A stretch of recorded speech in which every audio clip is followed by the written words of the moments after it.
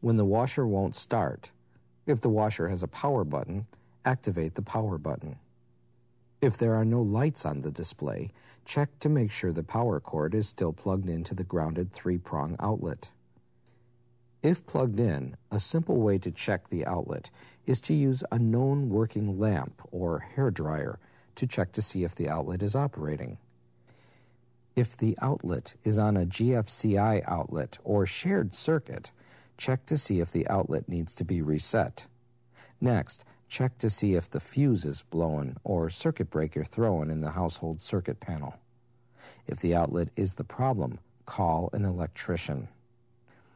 If there are lights on the display but the washer won't start or run, check to see if the delay feature has been activated. If this feature has been activated, hit Cancel twice to cancel the cycle. Make sure the lid has closed completely. Try selecting a cycle again. On this model, the Start button must be held down for 1 second or more. If the washer still does not start or run, and/or the display is not working, then a service call may be required.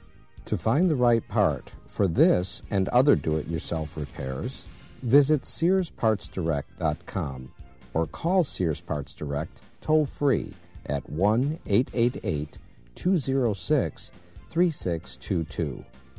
If you prefer to have a technician complete this repair, you can schedule service by calling 1-800-349-5072.